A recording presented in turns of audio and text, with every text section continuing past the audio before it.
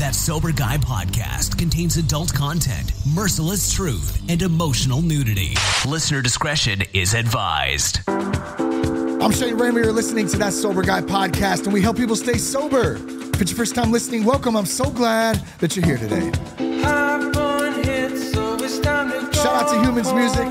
Thank you to those guys for bringing us in today. Hope you're doing well. If you're looking for ways to quit drinking, you can go to thatsoberguy.com. Also follow us on Instagram at That Sober Guy Podcast. And if there's one thing I'd ask you to do today, please go to thatsoberguy.com. Join our free men's community called the Victory Circle.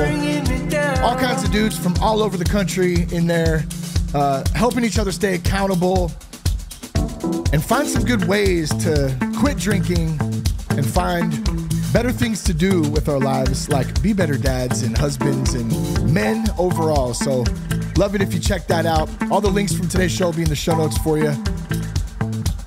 Very excited about our guest today. His name is Aaron Yeargan, and Aaron has almost 20 years of combined military, law enforcement, and private security experience. He is the school safety coordinator at Jude School in Chattanooga, Tennessee. And he spent 8 years in the U.S. Marine Corps, and he deployed to Iraq 4 times. He also spent 5 years as an EMT before joining Hamilton County Sheriff's Office. And his law enforcement career included services in corrections, patrol, and youth community divisions. And he's doing some great work and a great job in supporting first responders, military veterans. And just really honored to have him on the show today. So Aaron, it's great. We kind of hooked up on social media. I know we follow each other and got to chatting a little bit. So I'm really excited and honored to have you on the show today, man. Thank you for coming on. Brother, I appreciate the opportunity. I'm pretty excited to do this deep dive. Yeah, absolutely. And, you know, we were kind of chopping it up before we got to recording. And I just wanted to say, you know, really appreciate you serving our country. So thank you for that. And on behalf of everyone out there listening, you know, we really appreciate your service, number one, and then your dedication to being out on the front lines and speaking and helping our first responders and veterans out there as they come home from deployments, as they come home from their long shifts and having to deal with a lot of things that are hard to deal with. We'll just kind of leave it at that, I guess, for a moment. But thank you, bro. You're very welcome, brother. I appreciate it. So let's kind of, let's dive in. You're out in Chattanooga, Tennessee. Great place. Did you grow up out there? Is that where you're originally from, or did you move there after you got out of the Marines?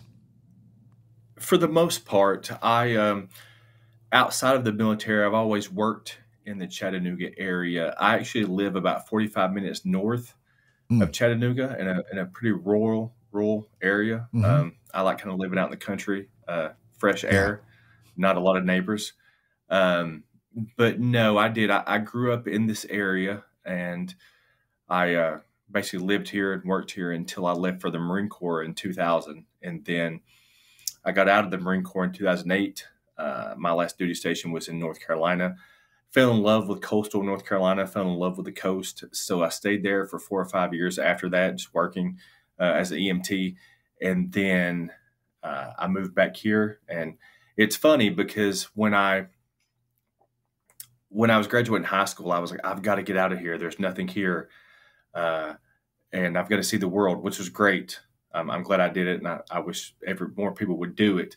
But what was funny is I remember as a young man, I'm like, I'll never come back here. And at some point I was like, this is exactly where I need to come back to. Yeah. Yeah. It's kind of funny how God will direct us in those moments, usually when we don't 100%. Think or we don't know, or it's usually when he does some crazy stuff and we're like, oh, well, I guess this is where I'm supposed to be then. Yeah, exactly.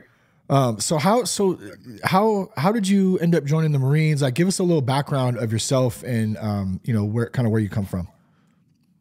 Sure. So my parents were high school sweethearts. I was not planned. I wasn't in the cards for them, shall we say. So both my parents were young when I was born. They were seniors in high school.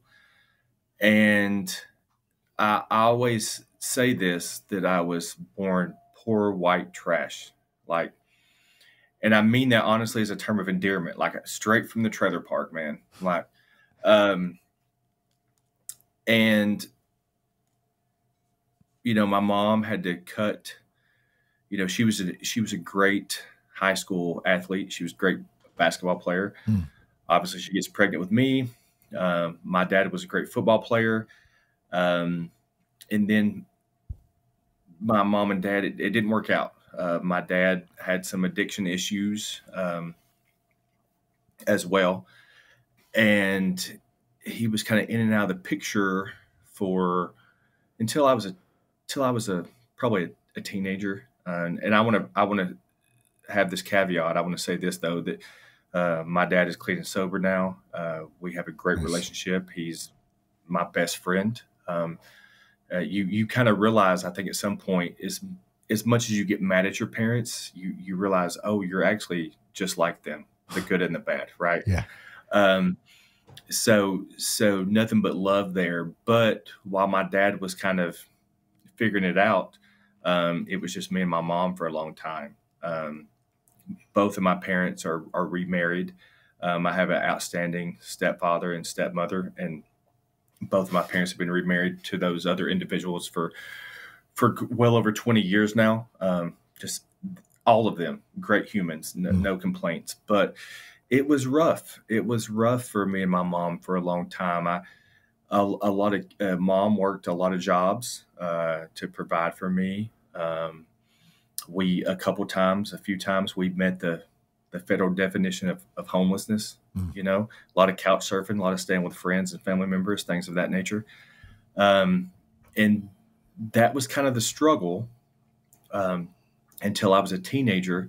But I always say that even if you grow up poor, while my mom and dad didn't necessarily get along with each other, I'd never question that they loved me. And when you're truly loved, you don't really realize how poor you are, right?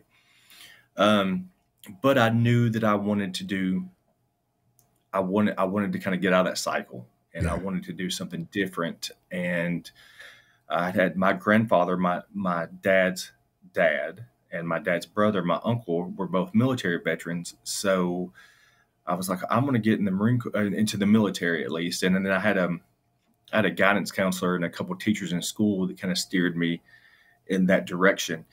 And so I knew I wanted to be in the military.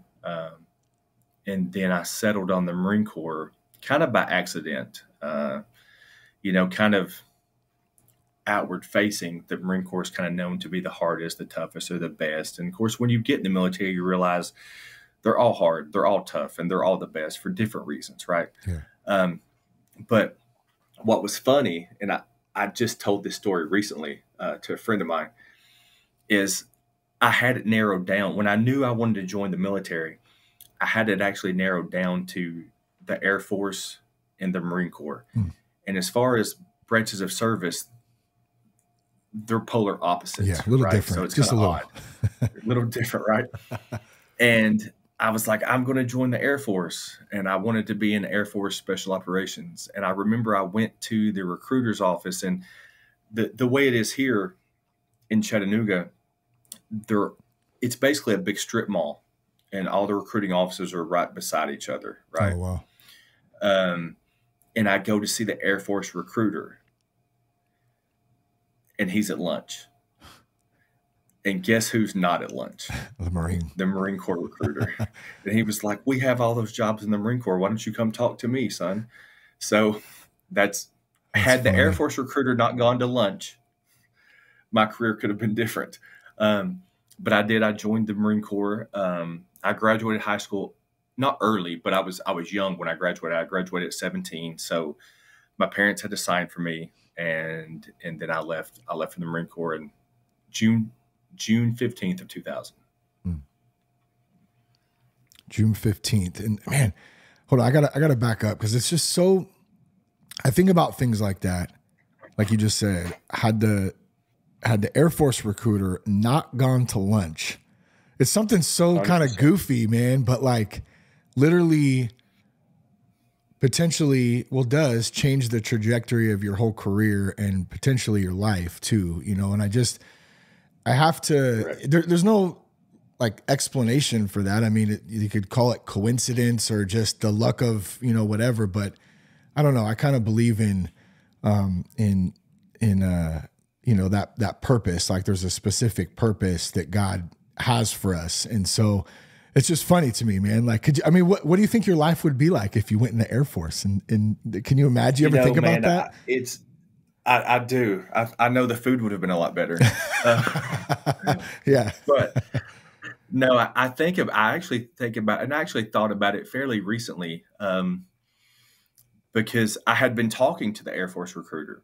Needless to say, he was not happy when he got back from lunch. Oh, really? He was not happy with me at all. Yeah. And, but I do think about that sometimes. And honestly, I often thought of, because when I joined the Marine Corps, so in June of 2000, Bosnia was over. 9/11 hadn't happened yet. I was on active duty when 9/11 happened. And I don't know how my life would have been different had I joined the Air Force as opposed to the Marine Corps. But I do often think about if 9/11 hadn't happened, how my life would have been different. And I assume probably for a lot of Americans, it would be drastically different. Yeah. Yeah, absolutely.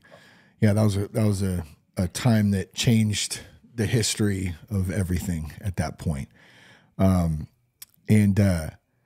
It's funny, we talk about, like, we're just saying that the trajectory, and then you say, well, I do think about it sometimes.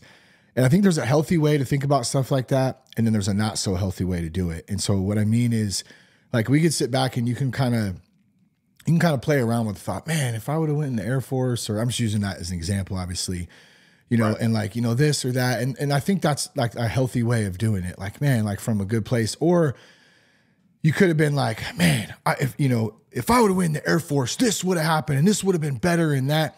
And so we tend to do that in any situation sometimes. Like we beat ourselves up, or we wish we would have done something because we're not supposed to be where we're at right now, which completely goes against trusting God and having faith and being able to do the next right thing and live in the moment, because we're here. So regardless if we want to or not, how are we going to deal with this current situation that we're in?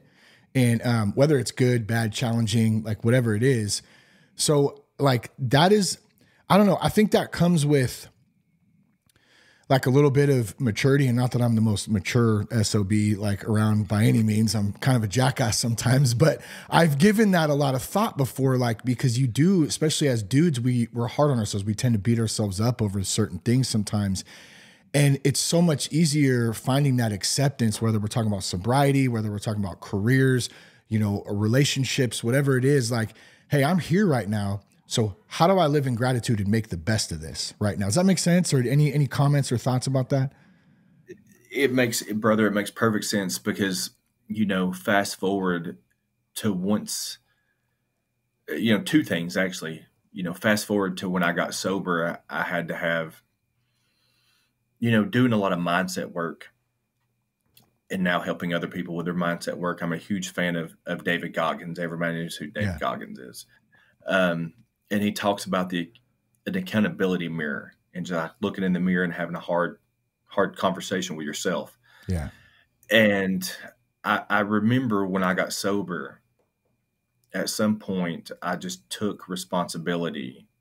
Like my upbringing was not, you know, to as much as, you know, it was in someone's control. Like I have to take responsibility for those things. My sobriety, I have to take responsibility for that. Where I'm at, you know, spiritually, emotionally, physically, I have to take responsibility for those things. And once I did that, my next question was, what does God, you know, and I happen to be a person of faith, and I know you are too, you know, what is my calling? What's my vocation? Like when we talk about having a purpose, like what's my purpose? And it took the clarity that I was able to gain through sobriety to really have that honest talk with myself, and B, kind of figure out what my real purpose was. But I, you know, luckily I did that. And now I try to help other people do that. But I remember asking, and I think I even verbalized it out loud as I was looking at a legitimate mirror at myself. And I was like, God, like what's your will? What am I supposed to do? Because for years it was, I think you want me to do this, or maybe you don't, but I want to do this. So I keep saying that you want me to do this. Yeah. And then here I am, right? Yeah, that can get I'm like, tricky. what am I really correct? Yeah. I'm like, what am I really supposed to do? Um, but honestly, once I did that, I think the answer, to my personal faith is that I'm Catholic, and there's something in our church teachings about silence and hearing God in silence. Yeah. And I remember just looking at myself in this mirror and like, what do you want me to do? What am I supposed to do? And for a few seconds, it got eerily quiet. And then it just popped in my head just like that. I said, and then it led me to my current career, which is school safety and then coaching. But in helping people, find their purpose. But it was almost like he just that quick, that easy. Yeah. But I had never stopped. To really ask the question. Yeah. And I know that's God says if you ask, like I'm kind of weird like that too. Like I don't ask, like in prayers, I don't really ask for stuff I don't think God's like a genie. That's not, Right, but I know right. people will say that, well, you got to ask, so it's not like, oh God, please, I need a new house, or I'm just weird example or whatever. Right. But like, man, God, give me the courage, give me the strength to get through. I got a really tough day today that I have to go through, this or that. And like, God, I need you, stuff like that. Like it's different, but I wanted to go back real quick to when you talked about looking in the mirror. And I love David Goggins, by the way, read his first book and listened to him, and definitely a motivating dude and just a crazy story of not quitting and giving up and just continuing to, go. So if anyone out there listening hasn't read any of his stuff, I'd highly recommend it. Like how many dudes out there listening to this right now, like if you're listening to this, like when was the last time you like legitimately looked in the mirror and just stood there? And it's funny that you brought this up, Aaron, because I just did this like last week for the first time in a long time. Like I just looked in the mirror and just said, man, like, what are you doing? Like, who are you? Like, are you following like your principles? Like, where's God? Just kind of these random questions and it just the fact of looking at yourself, that's strange in itself. Like literally looking at yourself and being 100% vulnerable and honest. Exactly. You're so vulnerable. If you really do it, it's so really vulnerable hard in that moment. It's a really, really tough thing to do in the moment. And it's something that after doing it this last week for the first time in a while, I don't know what it looks like yet, but it's something I've become more conscious of now. And I'm going to continue to do it more because I think there's something there that helps you build and helps you be more honest. So I don't know, man, it's kind of funny that you brought that up because it's a difficult thing to do, Yeah. But it's so rewarding if you actually do it. Yeah, exactly. And I think it's probably like anything, it's kind of practice. Like the more you practice it and the more you do it, the more real it becomes. The more it becomes a little easier. Maybe we're not so hard on ourselves and go, damn fool, you got hella nose hairs coming out your hair. That was one of the things I saw. I'm like, damn, you need to clip your nose hairs, bro. Like 43 and all of a sudden there's a jungle growing up there. Oh man, it's good stuff. Facts, man. Yeah. So let's talk about, I want to get into purpose and what that looks like. But first, let's talk a little bit about some of the work you're doing and just first responders in general. I have many friends and family who are police officers, firefighters, EMTs, veterans, active military. And, those men and women deal with, some of the craziest things, and they have to see some of the worst things, see people, human beings in the worst times of their lives, loss of life, all that stuff,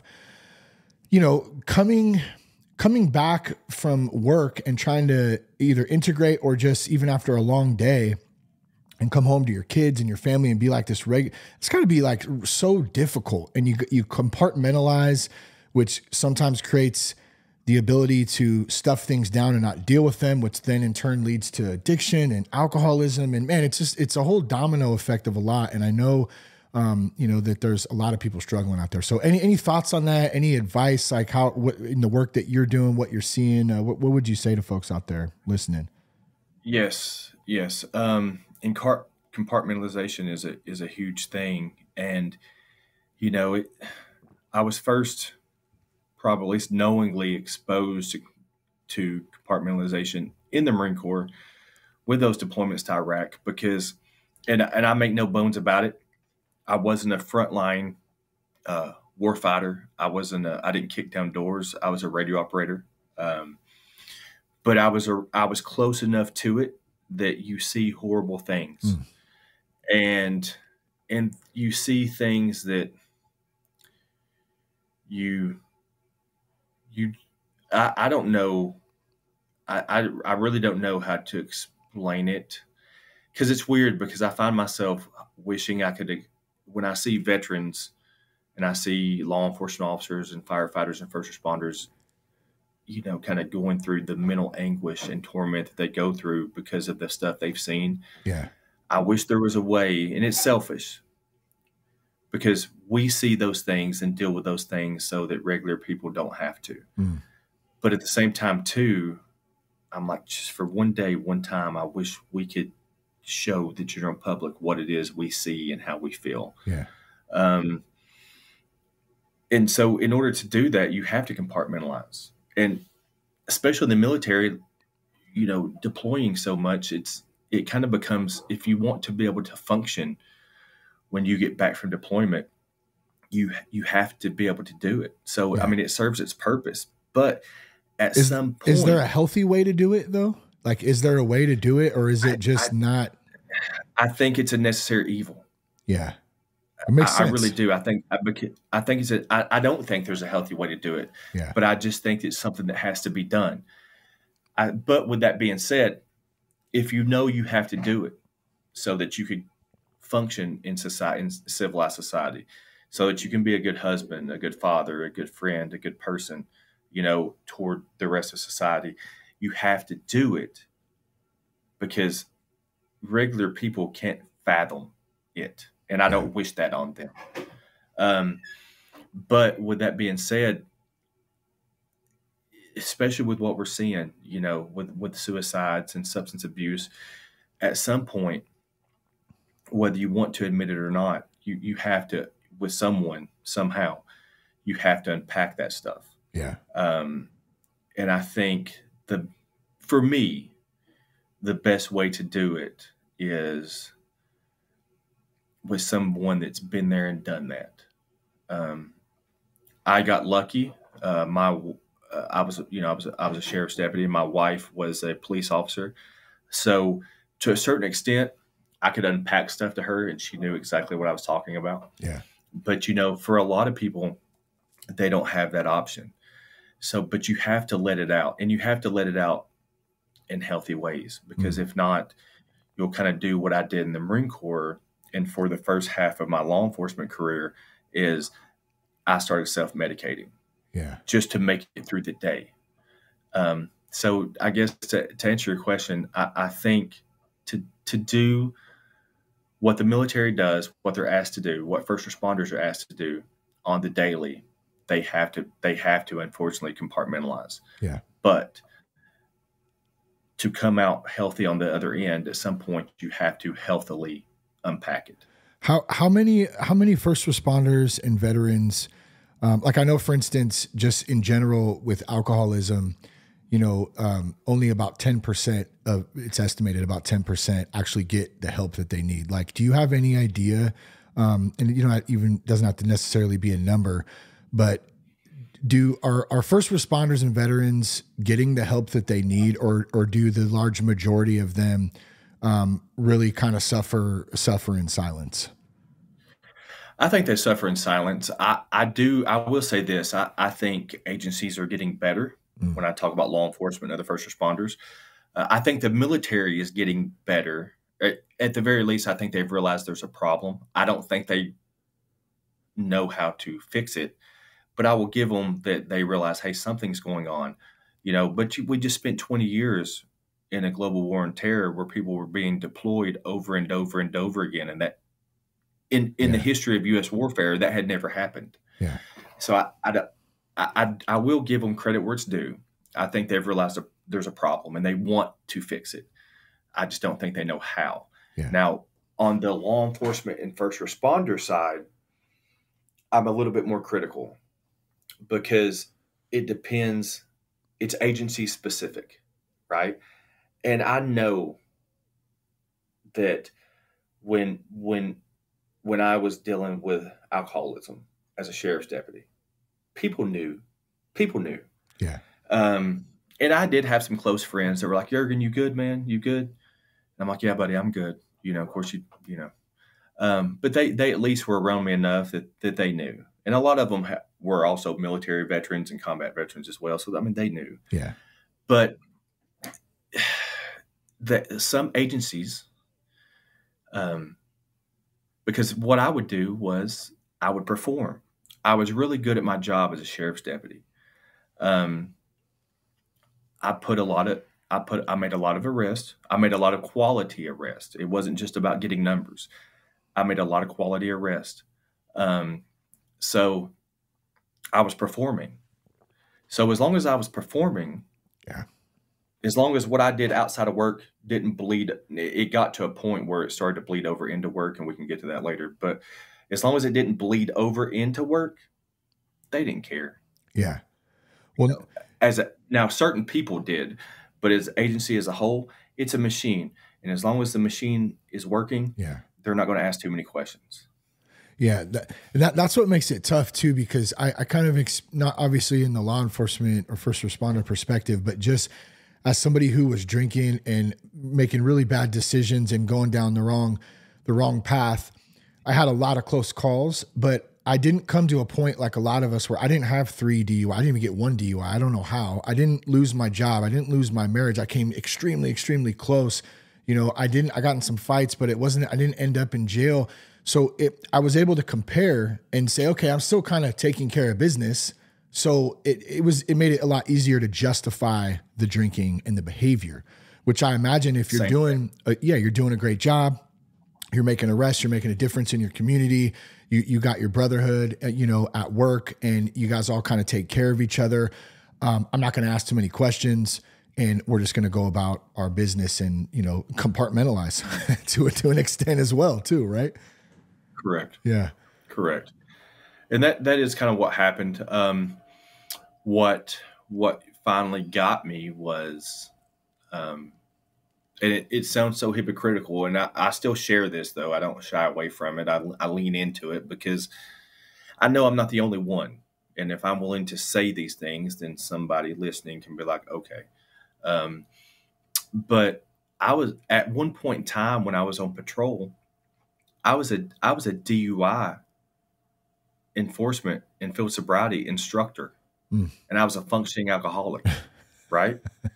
Some irony there.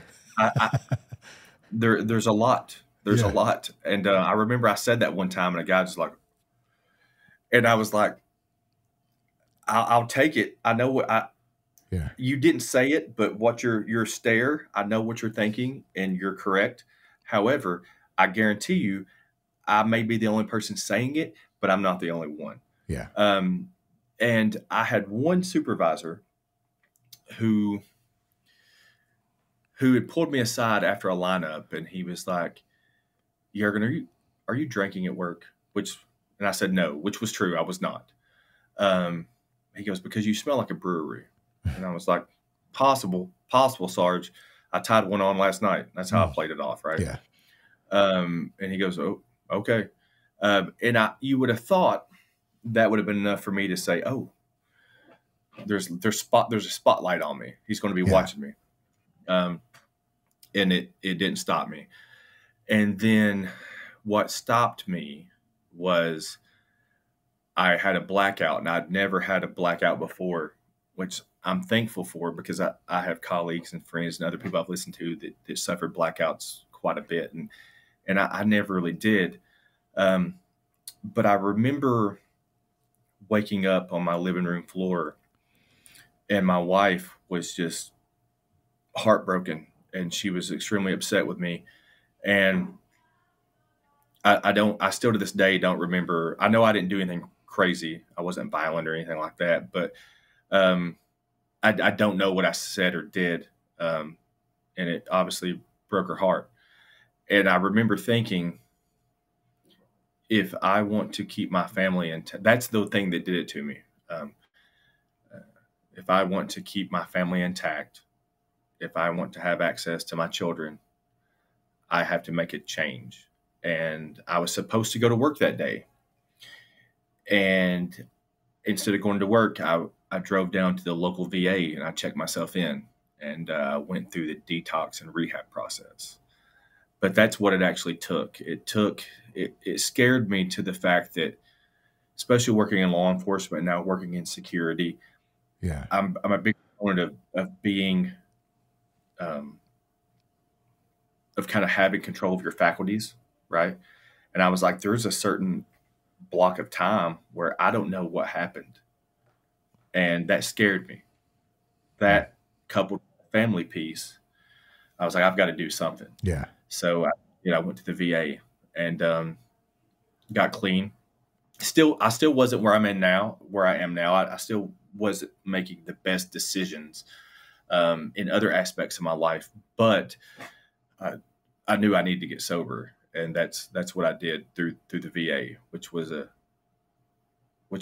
pretty crazy process in and of itself, because I remember I voluntarily went to rehab, but I remember when I got to the rehab facility in Nashville, I was transported from Chattanooga to Nashville, and that door closed and locked behind me.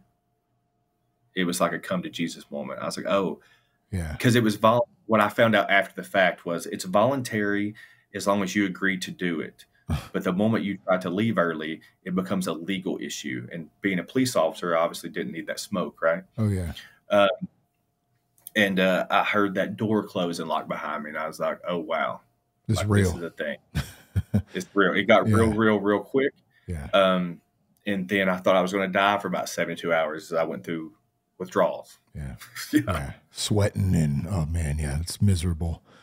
Miserable. But as miserable as it is, going through that pain obviously led you, down a different path. And when you first kind of made that decision, did you feel like there was a weight lifted off you at all? Even though you knew there was like a tough road ahead, did you feel that at all? I did. I felt fear, probably real fear, which was crazy because having been in Iraq, having been in the Marine Corps, having gone to Iraq, having been in some pretty crazy stuff as a police officer, I was like, oh, these things are scary, right? Yeah. But the fear I felt going into that detox facility, as crazy as other things I'd been through in my life, that was the most scared I'd ever been in my life. However, I remember, because I think it was the fear of the unknown. Like, you're in the Marine Corps, you go to Iraq, you know what might happen. Yeah. As a police officer, you go on a crazy call, you know what might happen. I'm just going into this building and they're locking me in here. It's the fear of the unknown. Yeah. It was extremely scary for me personally. But at the same time, I'm like, yes, yes, sir. I do at some point remember a huge weight.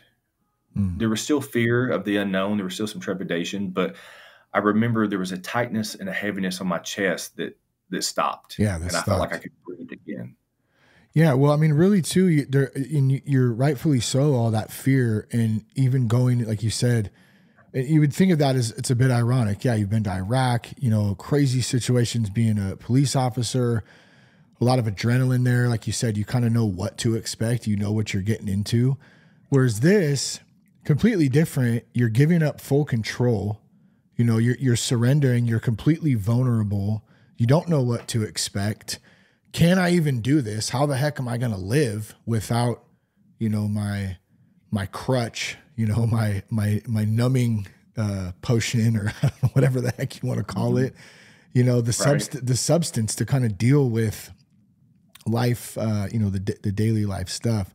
And it's extremely scary, but I can say from personal experience, the other side of that and working through some of that is so worth it. Like best decision I ever made in my life. And I'm pretty sure you'd probably say the same thing.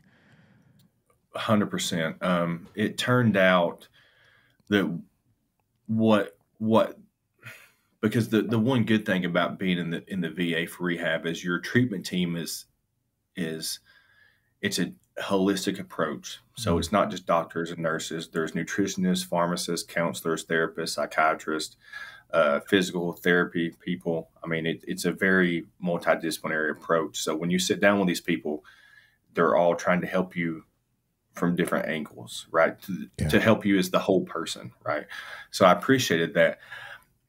And I realized that actually I had some underlying issues. I had post-traumatic stress.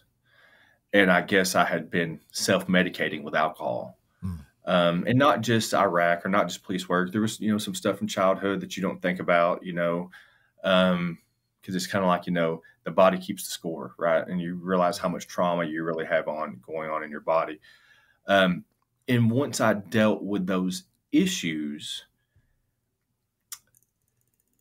actually, after that, quitting drinking became fairly easy, at least in my mind. Yeah. I had used the substance so much that I did have to not just go to therapy. I had to take medication for quite some time as well. But at least in my mind, the desire to stop was crystal clear. Wow.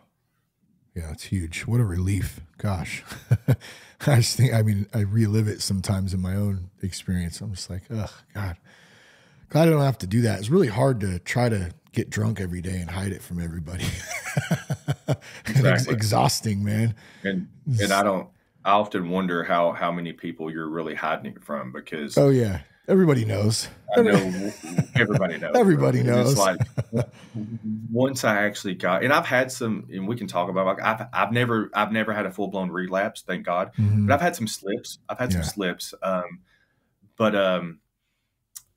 I do remember once I was good and sober. I went to a concert. I went to Aaron Lewis from Stained. I went to Aaron Lewis. I've seen him a couple times, dude. He's so good live. Yeah. Pledge of Allegiance, right to start off the bat, like so amazing. 100%. And I remember this was my first real event that I'd gone to sober, where I knew a lot of people would be drinking. Yeah. And it was so obvious to me who was drunk and who wasn't. And I was like, yeah. Wow. Like, I'm like, dude's not hiding it well at all. Like, I'm not even talking about smells. I'm just like, yeah, bro. You can clearly see. And then one thing I also noticed is once I got sober, because when you go to bars or restaurants or things of that nature, you think everyone's drinking. And I remember going out to eat at one point in time and realized actually the majority of the people in this restaurant are not drinking at all. Like you think everyone is, but it's actually a very small amount of people in the venue that's actually they're actually drinking. Yeah. It's funny. I've saw Aaron Lewis twice. One of the times was in Napa at Uptown Theater. I think that was the first time. And I was sober at this point. This was probably, I don't know, 6-7 years ago. So I was a couple years into my own sobriety. And I do remember Aaron Lewis, great performer. He did some stuff with his band, and then he did some solo stuff. But throughout that whole time, he must have drank 15 Miller High Life champagne of beers and smoked a carton of cigarettes while he was playing. And I do remember a couple times going, I mean, that's headache beer right there, man. But just, oh man, it kind of looks good. It's like you still get those urges and those thoughts. And I'll just say to anyone out there who's, maybe going through that, or you're wondering if it's normal, it's totally normal. And the worst thing you can do is try to deny it and act like it doesn't exist and beat yourself up over it. But why are you thinking you can't do that? Obviously, we know we can't do that. We're trying to stay sober, but it's like, I've always equated this to these thoughts. Like, if you've ever been to like an all you can eat sushi bar, like, and they have the boats that go around, right? And so you pick the ones that you like. Like there might be one, maybe, you know, you like this one or you like that one. You already know you don't want to try that. That looks gross. You're not even touching that. Our thoughts are kind of the same way, man. They come through and we can let them pass and we can learn over time. Like, yeah, I'm having this thought. I don't have to beat myself. I'm having an urge, you know, I don't have to act on it. I can let it pass through and maybe call somebody or talk to somebody about it in my next meeting, or, you know, I can get it out. We got to communicate it. But we don't have to act on those types of things. And I think like once I started to realize that, it made things a lot easier, and it really alleviated a lot of the stress on me from me being like my own worst enemy and being so hard on myself. Like, dude, we're jacked up human beings. We're sinners. We have terrible thoughts. We do weird things. We're messed up, like straight up. And so that spiritual fitness is so important. And it's not about perfection. It's just about trying to, you know, do the next right thing and get a little better each day. What kind of got me with the, you know, when I slipped, and one was fairly recently, and it was like, I was thinking, I was at an event, and I'm struggling with this thing right now where I'm not necessarily anti-drinking for some people, if that's your thing but I also know that if you were to take alcohol and put it through the rigors of safety testing like they do substances now, yeah, it would be illegal. Yeah, it would be should illegal. Be. Yeah. Right? It's right. But once I kind of cleared out the PTSD and dealt with it, and I was like, oh, I don't even really want to drink. Then I started to wonder, I wonder if I'm ever in a social setting and I'm not drinking because I'm triggered or stressed. It just feels like right for the moment. Like if that would be okay for me.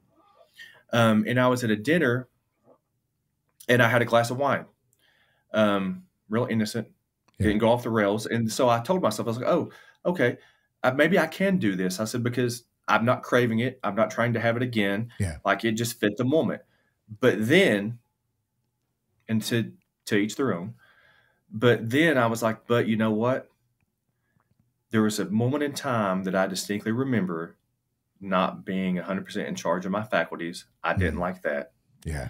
And as someone who part of their journey has been getting, you know, locking on my fitness and nutrition, I'm like, it jacks with my macros, man. It's empty calories. Yep. So I was like, was like, so no, I was like, I'm not going to do it again either. Even though I think my mindset is now okay. Yeah. I was like, it's just not my thing. I don't want to do it. It's funny and it's cool at the same time too, because what you're describing right here is those support legs. And it's funny. I go back to this. Do you remember, you know, Tony Robbins? Remember Tony Robbins, right? Huge motivational speaker.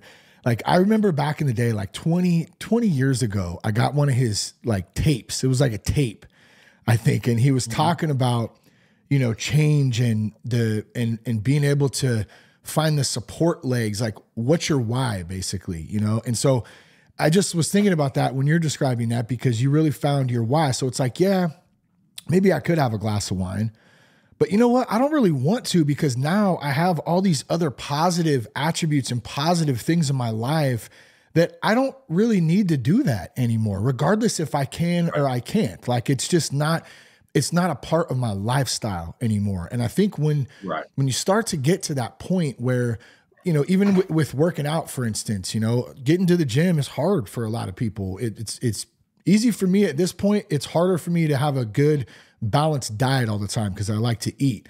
But like, it's a lifestyle now. It's not just like, oh, I go to the gym a couple times and then I stop and then I go, which I did for a long, long time. It's just part of it. And it's the same thing with drinking. It could be the same thing with anything that we're doing. Once you do it over time, it's just part of what you do, and it becomes a little bit easier, you know? I got about 10 minutes with you, man. And I just, once again, thanks so much for coming on today, bro. And this has been a great conversation. And I really, hope and think it's going to help some people out there for sure. Let's just talk about purpose a little bit. And let's also talk about having fun. I know that's one of the biggest fears for dudes out there. And I know it was for me, is like, gosh, all I know is like partying and whatever event I go to, whether it's a birthday or a funeral or a baseball game or a freaking concert. alcohol's around, and how am I going to do any of that stuff and still have a good time without alcohol? And it's completely possible, number one.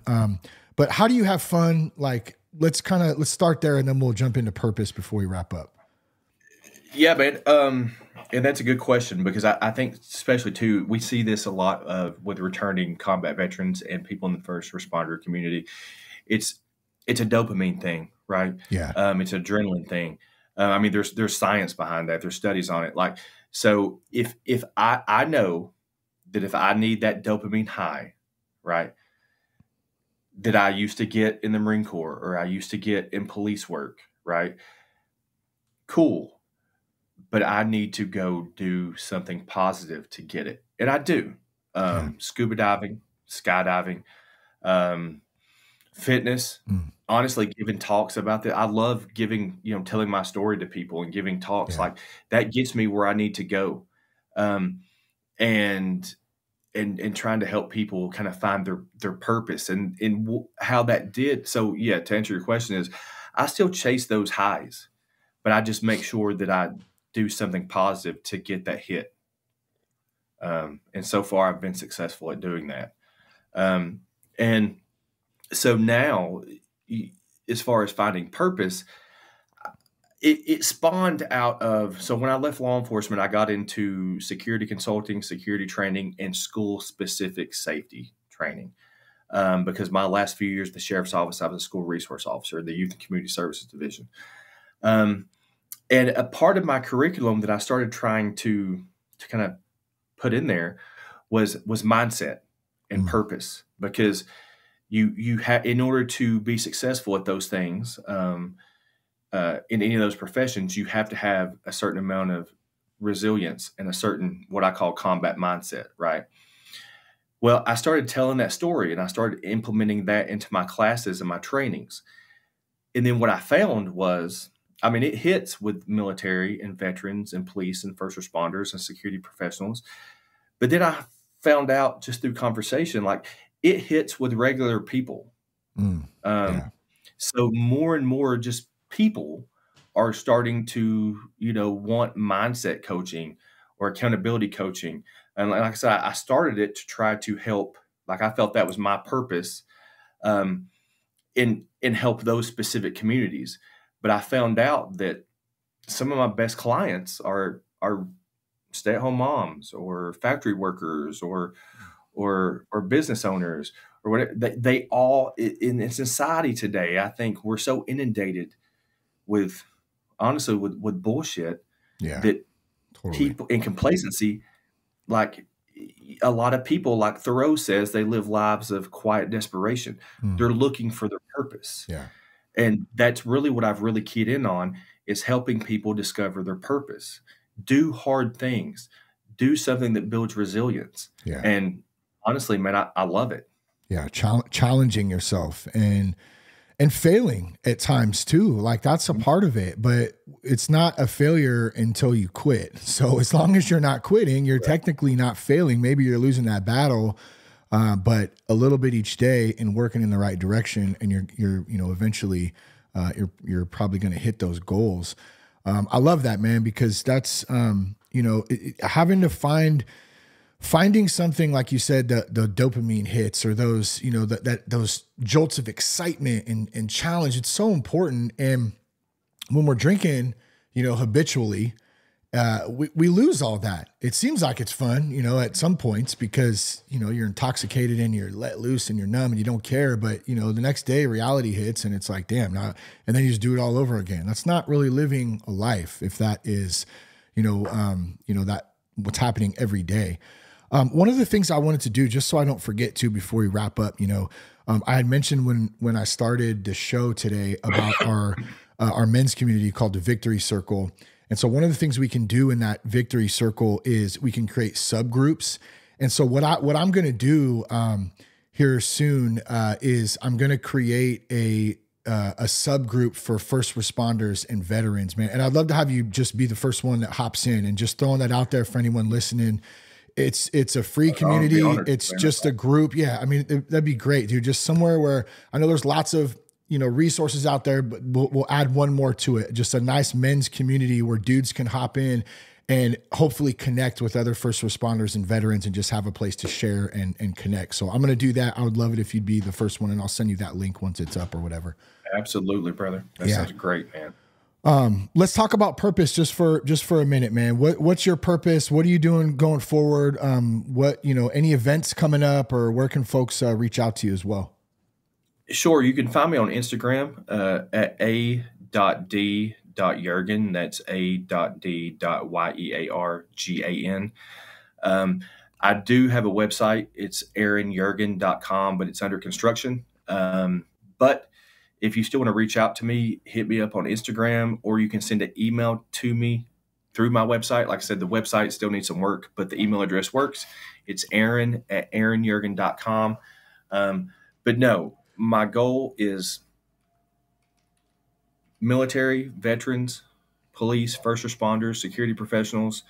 If you're just looking to regain that purpose, like in the Marine Corps, we had a purpose. Yeah. In law enforcement, we had a purpose. And one of the scariest things that you can do is when you transition from those occupations, if you don't know what your purpose is moving forward, it can lead to some very dark places. Yeah. So just reach out to me, get in contact with me, and we'll help you find your purpose, regardless of what that is. Because some people will leave the military and they will become entrepreneurs, and that's their purpose. And that's beautiful. But so many people, they don't, in any of those career fields, they don't transition out well. And I think military, law enforcement, some of those other agencies, they don't do the best job at helping people transition. But at the end of the day, you have to realize, like, it's your transition. So you need to take control of your transition and just get in contact with me and figure out, I'll help you figure out what your purpose is, man. Yeah, I love it, man. Love it. Good stuff. And we'll be sure to put all those links in the show notes so they're very easy for everyone listening to find. Aaron, man, it's been great to have you on the podcast today. We're definitely going to keep in touch, man. I appreciate you. Brother, I appreciate you, Shane. Thank you so much, man. And thank you, everybody else out there. Good stuff. I hope something spoke to you today. Share the podcast with a friend.